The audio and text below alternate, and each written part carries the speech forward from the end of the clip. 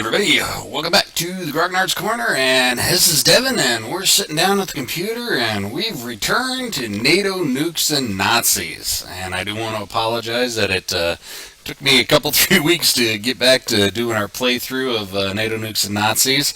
I want to give a big shout out to Dave Lamb right off the top of the bat for informing me that I was doing supply rules wrong in the last video.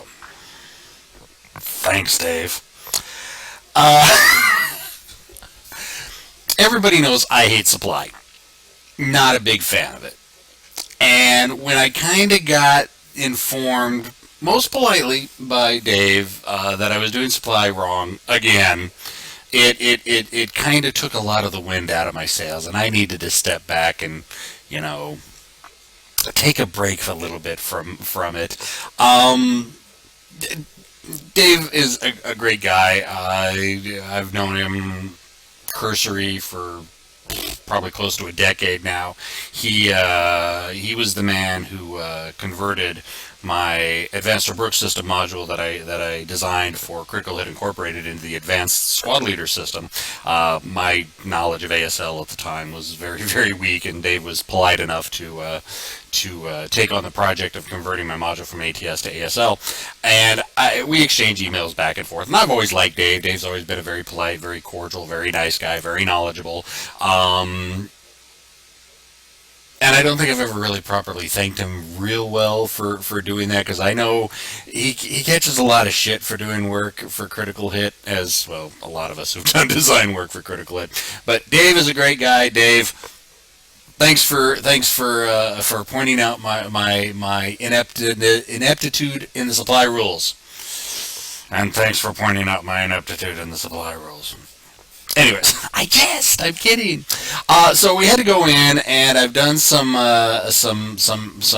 hand waving and finger waving and Deus Ex retconning, so moved some units around. Just had I been more aware of the supply rule. Basically, what I was doing wrong with the supply rules is, in the last video I stated, any NATO units could draw supply from any other NATO unit. That's not necessarily true. NATO nationalities can only draw supply from either their own country supply. Anybody can draw it from a U.S. supply center, or you can draw it from SACR headquarters if you're within 5 hexes of SACR. Well, SACR's back in Paris and wasn't close enough to really do anything, so I had to shift some of my units around. I remember last time I kind of messed up with some units that I put in Swansea and Cardiff. They were way out of my supply range, so I shifted them to land more over here on the River Thames, south of the River Thames. This one, this headquarters here, I think, that Bristol I left there because it actually has the range. It's got movement 10, so we can actually get back to the Hermann-Göring supply unit there. Had some U.S. units land in Dunkirk, but there are really, no real good U.S. supplies, so I pulled them off and brought them on the south edge of the map board using the road, driving them up to try to get closer. Now, currently they are out of supply because their range, both the units, is 3, so 1, 2, 3. They're out of supply, but hopefully the French can hold, and we'll get this unit back into supply here, or into supply relatively soon. Moved a couple other supply units around. I think I shifted a French supply unit, up here to Lille and Reims, and then there's one down here at Bescon. So minor tweaking here and there. Had I been more aware of the rules at the time, I would have probably paid more attention and done things a little bit differently. But the fortunate thing is, my opponent doesn't care if I retcon things like that. He's cool like that. I like my opponent. My opponent's a pretty cool guy. So rolled for random events. I think I mentioned some of them. The big one, U.S. RDF shows up. No big surprise. The Israeli reinforcements going to start showing up, and the biggest one, well, two big ones, kind of. The European partisans, which are placed all over the board. I think I put 2 right there. Yeah, 2 partisans. I don't know why I put 2 there. Anyways, another one down there. And the other real big one is Nazi friction, where I gotta roll a dice if I want to move any of my units. Now, part of me was actually just gonna go ahead and go through, play the turn, and then at the end of the turn do the recap in the video. But I actually got some interest from a couple people that would like to see me play the turn out to try to understand what my thought process and my how I go about making my decisions. I'm not really sure why anybody would want to watch that. It's kind of a jumbled mess up here. But hey, you know, I'm bow to the will of the people. So that's what we're going to do. Where are we actually at? We need to look at what turn it is. Oops. I've been out of Vassal for a couple weeks, so my knowledge of where everything at is kind of poopy right now. All right, sequence play. Okay, first player turn, sacred my starter and transfer. Not doing that. Decom brigades, we got no decom to do, so don't have to do that. Mobilization phase. First player mobilizes new units into play via the replacement or reinforcement process. Okay. Architectural commando may place new order marker. Okay, now this is for, let's see, where the hell did that end up? For the architectural, where did I put that? Where did he end up? Oh, God. Where is he? I know I moved him up. Oh. No, that's that. Oh, there it is. Okay. Yeah. For me to be able to use the architectural unit to place any new German order markers, it has to be outside of Greater Germany. So, still inside Greater Germany. Don't have any markers that I can place, so that's real easy to figure out. Settlement strongholds may be placed by stormtroopers. Not going to do that. Lebensborn grants extra SS replacement. I don't have that, so no extra SS replacement. Oberstbürgen grants extra stormtrooper replacement. Don't have. Ordersbergen, labor monument. Seiko returns if destroyed. Okay, so mobilize new units and play via the replacement and reinforcement process. So let's bring up the chart.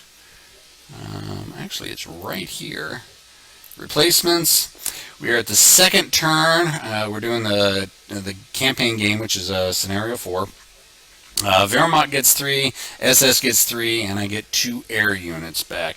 Alright, so for the SS, what I want to definitely do right now, and the convenient thing is, any units that have been reduced actually do have this little white dot here. Let's go ahead and click off the yellow moved markers.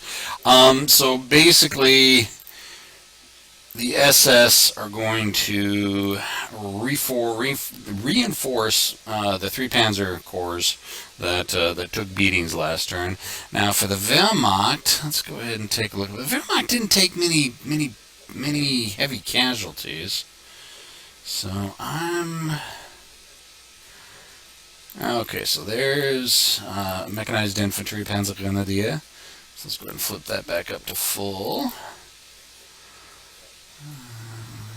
I think really that was all. So let's take a look in our eliminated pile. Or we also have some units that can be brought in. That's the oh yeah, we lost the entire Grossdeutschland or Grosse Deutschland Panzer Corps. So let's go ahead and spend 1 point to bring him in, and I'm pretty sure I can bring him, but I got to bring him in. Okay, he comes in reduced strength, and I cannot spend another replacement point to bring him up full. So he'll come in right there, and that's actually the only new losses I have. The SS do have a couple units, a few units that I could bring in using replacement points. I think bringing a armored corps back up to full strength, or armored division, these are divisions, not corps, armored division back up to strength is better than bringing in a reduced mechanized infantry division. So, okay, we've got that all figured out. And we've got M2 or movement turn 2 replacements. Let's go ahead and shift those there for now. We got a bunch of SS.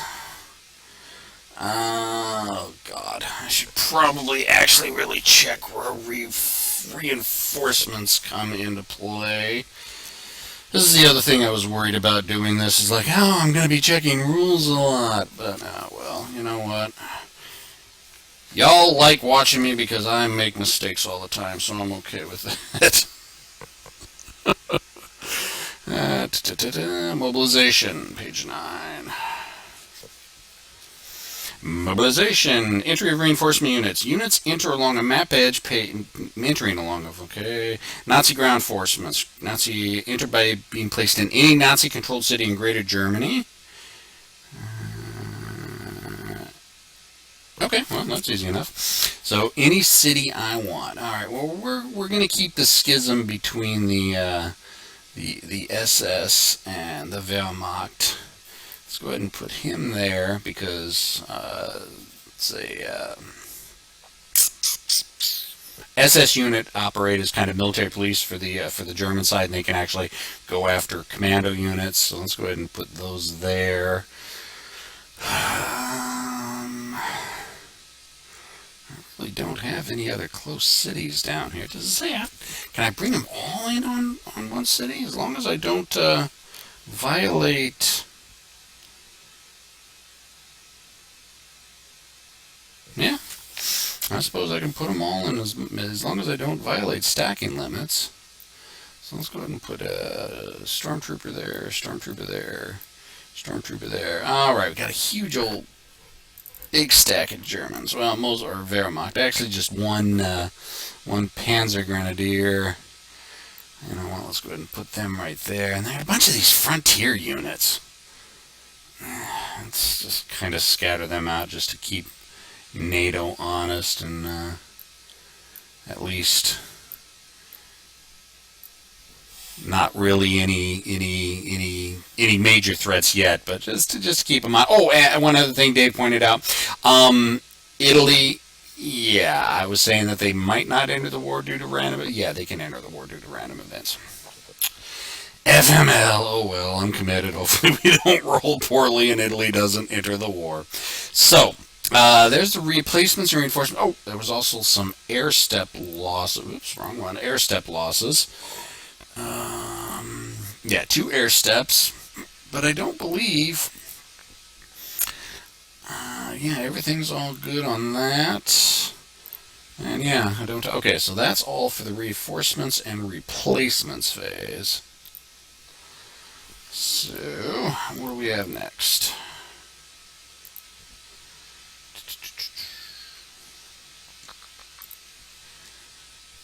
Replacements, information. All right, special actions phase. Nazi player may conduct special actions with eligible units. Space station. I don't have the space station. That was one of the units that came in the one of the command magazines. Toten Commando may do terrorism. Okay, so stormtroopers may Nazify city. Military governments may denazify.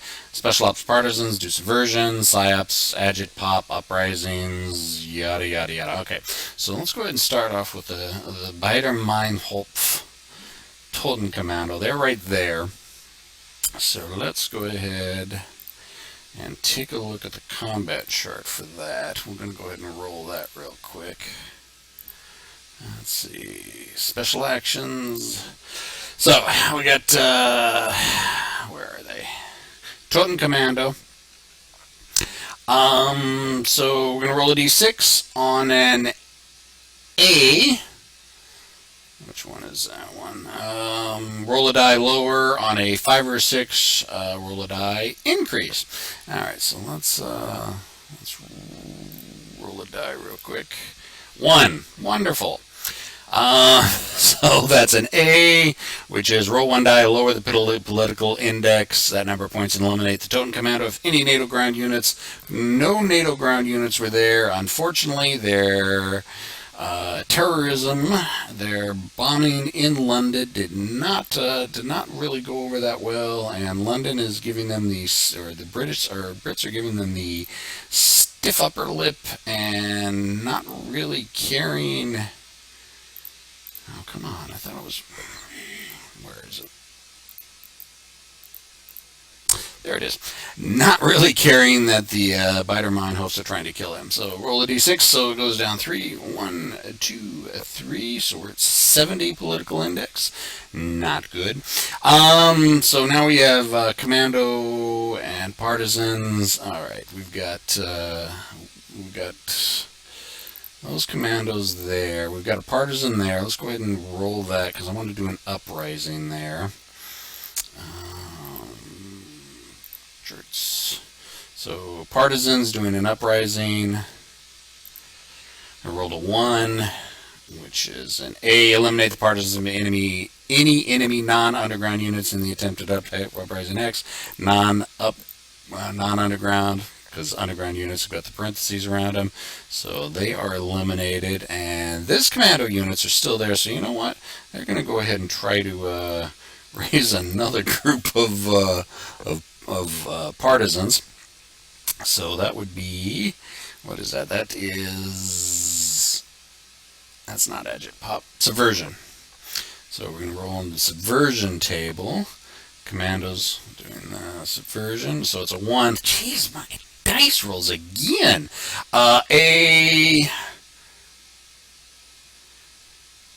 Yep, shift the political index 1 point in favor of the enemy. Okay, well, so far we're seeing my commandos have actually hardened the resolve of the Europeans and are keeping them in the fight a little bit more.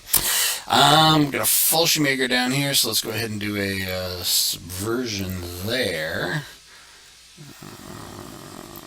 Hey, there we go. That's a 6. So we're doing subversion. It's with commandos or spec ops. 6. S, place a friendly partisan unit. So let's find dead partisan unit and stick them in that hex as well. Let's see if I got anything there. Nope, those are all NATO paratroopers. Let's go ahead and try to do a partisan uprising there. I wish I would stop hitting that. Do a partisan uprising there. So let's go ahead and roll 4. We're doing a partisan uprising for nothing. So nothing happens there. What do those commandos want to do?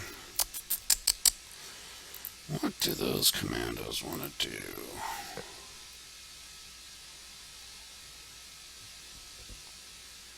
I really don't want to do a subversion again. I guess I'll move them. And I'm fairly certain those are all my commandos. I've got a partisan unit that did the successful uprising in Antwerp. So, yeah, all right, okay. I think we're done with that turn, or that part of the turn. Okay, initial movement. 6th air cab may flip over. France-Italy transit. Up to 10 stacks may be inspected via spy satellite. Don't have the spy satellite. Air suppression raiders fly to enemy holding boxes. Air supply may begin. Airlift, land. Whole bunch of good movement type stuff. So let's go ahead. Now this is probably going to take a little bit, and I apologize if this is going to be a little bit boring. So let's bring up our holding box. All right, now one thing I know I have to do is I have got to do a military airlift command to the supply unit, the Hermann Göring supply unit right here. It's the only way that these guys can get supply, so I can feed supply to everybody else. So I've got to do that, and I do not want them by themselves. So, you know what, I'm going to go ahead and commit 2 tactical air to doing air cover for them. Now the other thing I wanted to do with my max is I wanted to pull 2 units out of the Eastern Front holding boxes. So we'll go with, oops. Ooh, I actually had 2 units stacked in there when I was only supposed to have 1 unit stacked there. So he should actually, we'll go ahead and just place him as a reinforcement. Oops. Oh well. So I got to do Mac unit or Mac airlift. So let's go ahead and put him there. And we'll go ahead and put him there just because. I wish I would stop hitting that. So Mac to airlift him there, and the Mac to airlift that unit there.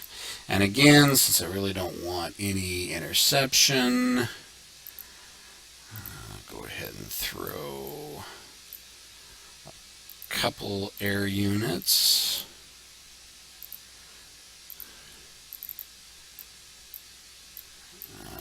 To fly combat air patrol, or intercept, basically. Alright, so we got the supply for Operation Air Luftwaffe, and we used the other 2 transports to bring some units from the Eastern Front. Alright, so now let's go ahead and commit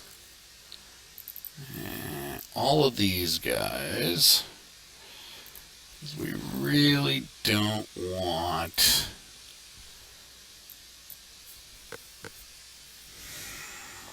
this is gonna be fun. So there is an air raid holding box, but we're just gonna go ahead and smack those down right there. So let's see how many we've got. 4, 8, 12, 13, 14, 15, 1, 2, 3, 4, 5, 6, 7, 8, 9, 10, 11. Okay. I don't have to commit all. I'm going to commit everything. Commit all my tactical air to air superiority strikes and try to eliminate some more tactical units from NATO. Okay, so we got that. Now, let's go ahead and do regular movement. Now, with the Nazi friction, I have to roll a dice every time I want to move a unit. And 1 or a 2, well, let's go ahead and pull up the chart. I'm probably not going to remember it. Okay. Is it under special actions? No. Information. No. Oh, I just had it here a little bit ago. Replacements. No. Special actions. Special unit action. Weather table. Information. Special rules. Oh my god. I swear to god I just had it. Terrain, ground, air, interdiction, nuclear. Oh. Helps if I check the right place. Nazi friction. Each ground unit the Nazi player wants to move during the initial and/or exploitation movement phase during the turn must first have a dice roll check made for it. 1, it may not move at all. 2, 3, its movement factor is halved. 4, 5, it may move normally. 6, its movement factor is doubled. Roll each dice to each unit at the start of its movement. So, I wonder if that applies to bringing the guys out of the Eastern holding box. We're not going to worry about it. Alright, Panzer Lair. Or not, yeah, that's the Panzer Lair. This is an odd unit. I'm going to go off on a little bit of a historical alternative rant. The Panzer Lair armored unit right there is supposed to represent super heavy German tanks. Now, I know in World War II, Germany had this huge fascination with super heavy tanks, with, starting the Panther, the Tiger, the King Tiger, and developments of plans for the Rat and the Mouse. But pretty much right after World War II, and a lot of other nations did the same thing. They were continuing this super heavy design. The U.S. had the T-29. The Soviets had the JS-4. Just going with these uber heavy tank designs. They realized that they just didn't work and shifted more to a main battle tank design. I don't know why Germany in this game would continue to follow that same plan. So I don't know why this unit is in the game other than just, hey, World War II, super heavy. Because super heavies just don't work in a modern environment, at least in my opinion. So the good thing about them is any combat they're involved in gets a 1-column shift. So we're gonna leave the Panzerlehr there. 5th Division is gonna stay there. You know, we've got to get up here. We've got to get this. Got to get back into here. And we've got to capture Ghent and Brussels. So we got these. So we got the 7th right there. So roll for them to see if they can move. 2 can't freaking move. Wonderful. All right. Well, that changes things. So that means the 3rd's gonna have to try. Okay, 3rd. So we're gonna go 1. That captures the hex. 2, 3, so he's got the movement. So we captured Ghent and Brussels, so that gives us 2 index points back. It brings us back up. All right, the 1st, I think the 1st is going to reinforce the 9th. So, because we're going to be flooding through this hole. I want to open up that shoulder more. 1 doesn't get to move. Wonderful. All right, these 3 guys. Well, let's roll. It'll be 2nd, 5th, 4th. 2nd can move. 5th can move double. 4th can't move at all. So 1, 2 for crossing the river. 3, 4, 5. And, okay, so 1, 2, let's make sure I'm doing that right. The chart, where's the movement chart? Movement chart. Terrain effects, city, move cost 1, river hexite +1, and mixed is 2 for mechanized. Alright, so 1, 2, 3, 4, 5. You know what? Let's go ahead and push it. 6. Ooh. You know. No, you know what? Let's go ahead and leave the 5th there. So they can't move at all. So we've got S. Wish I had my list of what all the actual divisions actually were. So yeah, let's go ahead and move this. Move the S Panzer Grenadier. 6. He can move double. Okay, that actually is nice. So we'll go 1, 2, 3, 4, 5, 6, 7, 8. Ooh, you know, actually, what? 8, 9. Let's go after this U.S. supply. This could be very, very bad for me. Well, let's see if I actually have 1, 2, 3, 4, 5. Ooh. Okay, so he may end up being out of supply. All right. Well, let's see. Let's roll for this supply unit. See if they can move. 2 cannot move. Crap. All right. Let's see if that supply unit can move. 4. Okay. So 1, 2, 3. 1, 2, 3, 4, 5, 6. Okay, so he'll be able to draw supply back to there.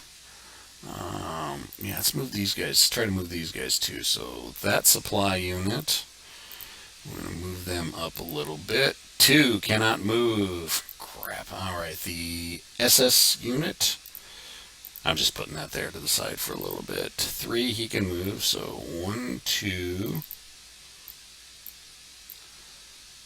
Okay, we're actually going to leave him there because he can attempt to Nazify the city next turn. Rotterdam, oh yeah, the Grosse Deutschland, they're damaged. Let's go ahead and leave them there so they can pull reinforcements next turn.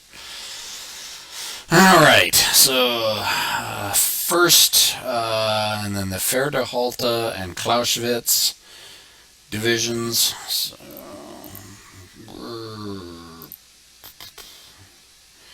we're just going to keep trying to plug that gap with troops. Okay, so the 1st can move double.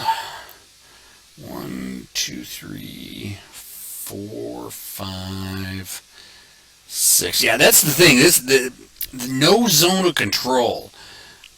Completely overlooked that, and we're just seeing these troops rush through now. So the FH division can move double. So 1, 2, 3, 4, 5, 6. Let's keep them right there. We don't want to push too far. 1, 2, 3, 4, 5. So we can get back to supply. Okay, now the Clausewitz Panzer Division 2 can't move. Crap. Okay, so these guys, I actually do want to move these guys because I do want to try to keep the corridor open. 6, alright, so they move there. Wow. Okay, let's go ahead and take this guy, the 8th, and move them as well. Okay, 5. So there. Leaving a frontier unit to... I don't think the Belgians are going to be able to do much attacking into it. But I just want to, yeah. I'm not sure what I'm doing there. All right. These guys are not going to do anything, or my... Actually, what have I got here? You know what? Let's move both of those. 1, 2. Okay, so the... Whoops. Okay, so the SS unit's not going to move, but the Architect unit can move. 1, 2, 3, 4. So now, since the Architect unit is in a hex outside, or in a city hex outside of Greater Germany, I can actually throw down another Greater German Order unit there next turn. Or does it have to be... Yeah, I'll have to check that in a little bit. It may have to be a Nazified city hex. So, rocket units are not going to move. They got a range of 10. They're good where they're at. We like that there. We like that there. That guy that came on as a reinforcement this turn, let's go ahead and see if we can move him. 1. No! Ooh! Going to assume that the units that came in via the air mobile can't move, because that would be their movement. Alright, so let's see. These SS units just aren't going to move. Those guys, oof. You know, I hate leaving them there, because, I mean, they're both defense 1. But I'm going to have to. I got to try to hold this shoulder. Fortunately, with such a big breakthrough, I don't think the U.S. or NATO's going to try to push there. They're going to try to shift forces up that way. But let's keep them there just to keep them honest. Those guys are there fine. I want to move those 3 units. So let's roll for the 2 brown shirts. 3 is good. 2 can't move, and for the Polizei unit, 6 can move double. So, all right. Now, underground units, we move through underground units with no problem. So we'll go half 1, half 2, half 3, half. And then these guys will move onto the commando unit, or the enemy commando units. Keep the supply unit there. Keep the SS there unit there. The brown shirt, let's go ahead and roll for that stormtrooper. 4 can move. Okay.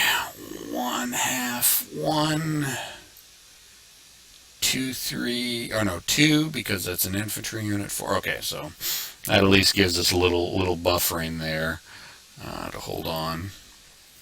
And you know, I don't think I have any other guys down here. Mountain troops, commandos, yeah, just, oops, he can't move there. Or he can't move into that hex because it's not a commando unit. So he's 4 movement. Oh, he could move double anyways. So let's go ahead and push him across the river. Okay, yep, forced 4 divisions. That's okay on the stacking limits. Now let's go ahead and take a look at...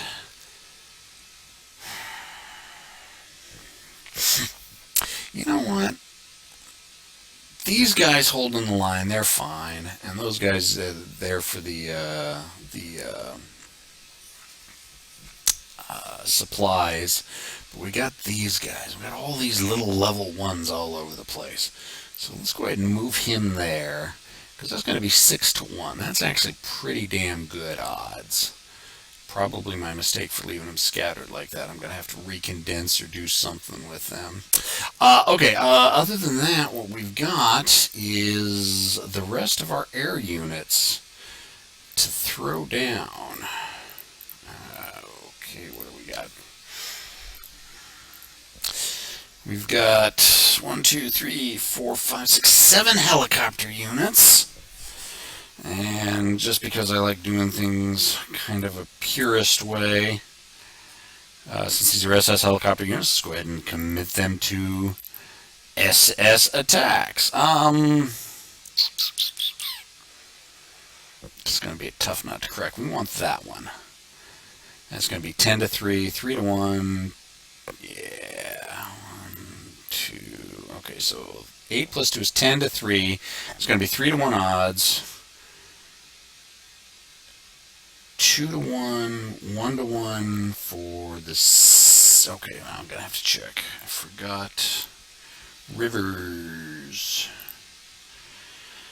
Let's see. Attacking across the river hex site is 2, and attacking into a city is another 2. So we're looking at 4 column shifts. So 3 to 1, 1 to 2.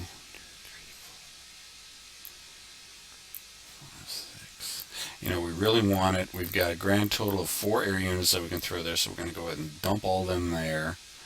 I think we're pretty much going to push. We're going to try pushing the the Spaniards. I don't think we're going to try pushing through the American lines. So these guys are going to. I think these guys are going to focus on the Spanish. So let's go ahead and commit those those helicopters there. Now the flying wings. What do we want to do with the flying wings? How many flying wings do we have? Oops, stop that. 8, 10. Okay. Got 10 flying wings.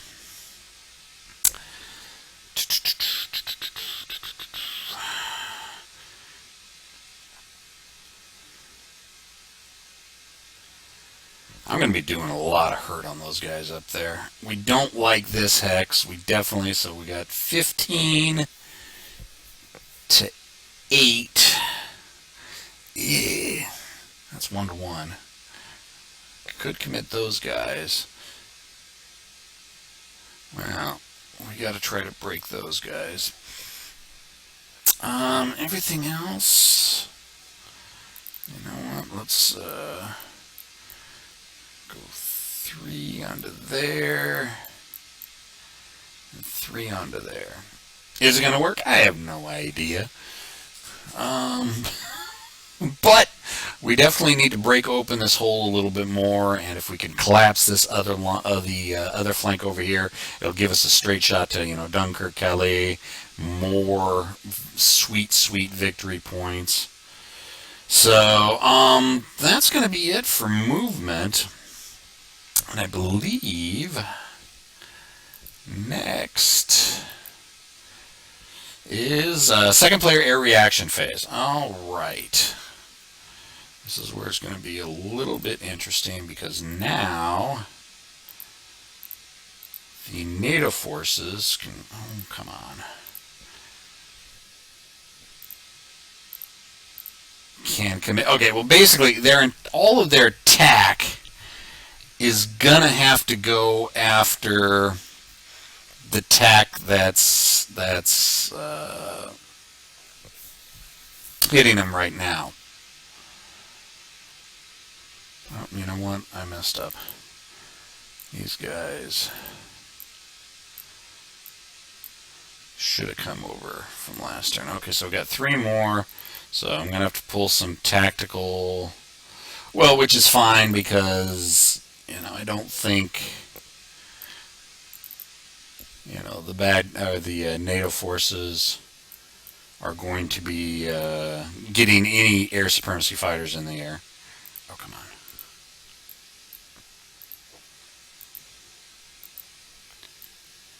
Oh, well, you... Okay. Oh, return to airbox. Fine, be that way.